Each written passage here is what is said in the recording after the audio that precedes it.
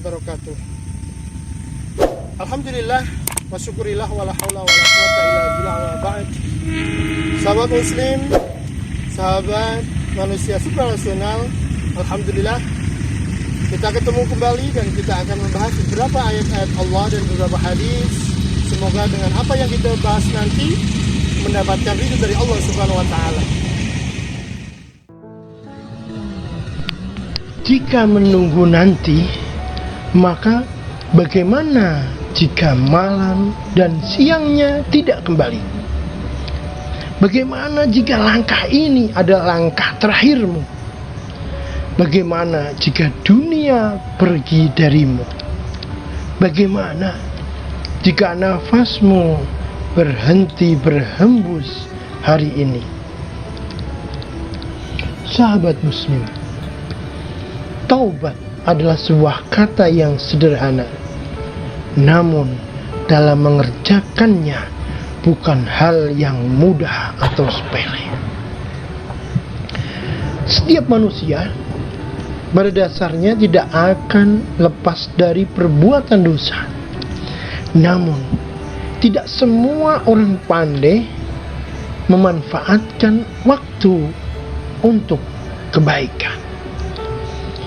Hadis Rasulullah sallallahu alaihi wasallam an Abi Hurairah radhiyallahu anhu qala Rasulullah sallallahu alaihi wasallam innal mu'mina idza adznaba dzanaban kanat nuhtatun sauda'u fi qalbihi fa in taba wa naza'a wastaghfara suqila minha qalbuhu فإن عاد رانت حتى يغلق بها قلبه فذلك الذي ذكر الله عز وجل في كتابه كلا بل ران على قلوبهم ما كانوا يكسبون, yang artinya, sahabat muslim rahimakumullah, sesungguhnya apabila seorang mukmin melakukan sebuah dosa, maka akan ada nuktah hitam dalam hatinya. Jika ia bertaubat, meninggalkan dosa tersebut dan beristighfar memohon ampun kepada Allah, maka hatinya akan menjadi bersih dan cemerlang. Tetapi jika ia kembali melakukan dosa sebelum bertaubat, maka bertambah nuktah hitam tersebut sampai menutupi hatinya. Itulah roh yang disebut dalam firman Allah sekali-kali tidak. Bahkan apa yang mereka kerjakan itu telah menutupi hati mereka. Surat Al-Mutaffifin ayat ke-14. Hadis riwayat Bukhari dan Muslim. Sahabat muslim, apa yang bisa kita ambil dari pelajaran hadis ini? Yang pertama, hadis ini adalah satu peringatan agar kita tidak menyepelekan sebuah dosa, karena sekecil apapun dosa yang kita lakukan akan memiliki pengaruh buruk bagi hati kita, yaitu bisa mengotori hati. Yang kedua, dan apabila dibiarkan menumpuk terus-menerus melakukan dosa dan tidak dibersihkan dengan taubat, maka suatu saat akan menjadi roin yang akan menutupi hati, sehingga hati menjadi kotor, merusak keindahan hati, dan cahaya ilmu serta iman tidak akan bisa menembus hati yang seperti ini. Yang ketiga, akibatnya semua nasihat tidak berguna ketaatan tidak akan ada bekasnya, dan sudah tidak takut lagi berbuat dosa. Na'udzubillah. Yang keempat, tetapi di sisi lain Rasulullah SAW juga memberikan petunjuk kepada kita bagaimana dan apa yang kita lakukan jika kita telah berbuat dosa, agar hati kita bersih dari noktah hitam yang merusak keindahan dan memadamkan cahaya iman dalam hati. Minimal ada 3 cara menurut beliau untuk bisa membersihkan hati ini dari noktah hitam. Yang pertama, bertaubat. Istighfar dan taubat sering disebut beriringan. Ketika istighfar dan taubat disebut secara beriringan dalam satu ayat atau satu hadis, maka istighfar lebih dimaksudkan pada permohonan ampun, sedangkan taubat lebih pada meninggalkan sebuah dosa dan tidak akan mengulangi lagi. Yang kedua, meninggalkan dosa.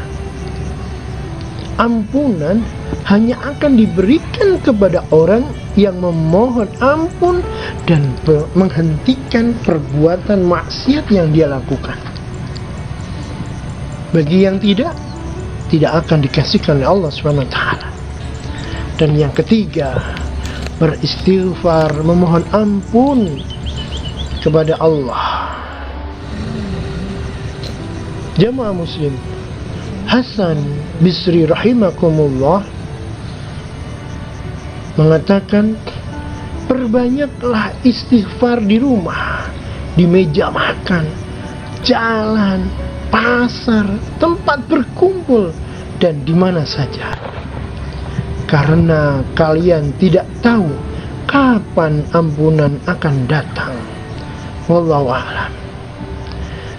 Sahabat muslim, tema hadis yang berkaitan dengan Al-Quran antara lain,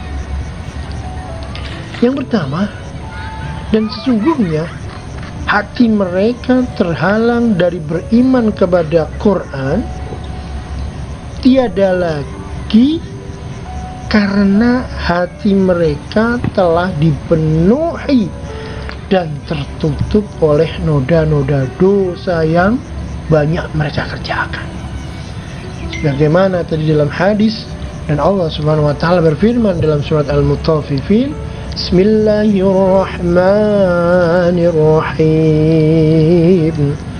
Kalla bal rana ala qulubihim ma kanu yaksibun.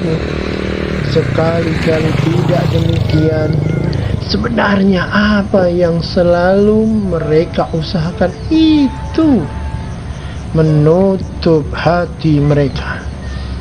Al-Mutaffifin 14. Yang kedua, di antara sifat-sifat orang yang takwa, Allah Subhanahu wa taala menyebutkan, berfirman dalam surah Ali Imran ayat 135.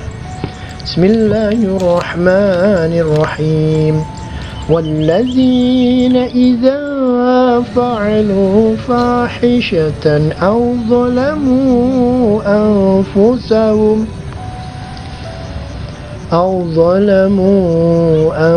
أَنفُسَهُمْ ذَكَرُوا اللَّهَ فَاسْتَغْفَرُوا لِذُنُوبِهِمْ وَمَنْ يَغْفِرُ الذُّنُوبَ إِلَّا اللَّهُ وَلَمْ يُصِرُّوا عَلَى مَا فَعَلُوا وَهُمْ يَعْلَمُونَ,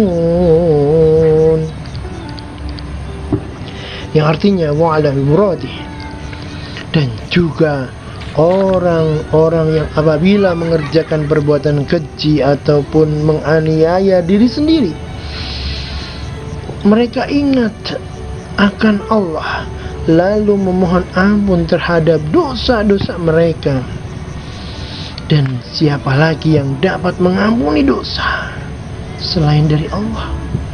Dan mereka tidak meneruskan perbuatan keji itu sedangkan mereka menyadarinya. Jamaah muslim rahimakumullah, sahabat manusia supra rasional, tidak ada waktu lagi. Ayo segera kita kembali kepada Allah Subhanahu wa taala. Mumpung masih banyak waktu, mumpung masih kita mempunyai kesempatan untuk bertaubat kepada Allah. Jangan sampai hati kita tertutup dengan dengan nuktah-nuktah hitam itu, sehingga kita nyaman saat kita berbuat maksiat di hadapan Allah. Na'udzubillah min dzalik. Ya, demikianlah ulasan hadis dan beberapa ayat tadi. Semoga dengan ilmu yang sedikit ini bisa bermanfaat untuk kita dan selalu bisa menambah takwa dan iman kita. Jaga salat, jaga wudu, dan selalu jaga iman kita kepada Allah Subhanahu wa taala. Assalamualaikum warahmatullahi wabarakatuh.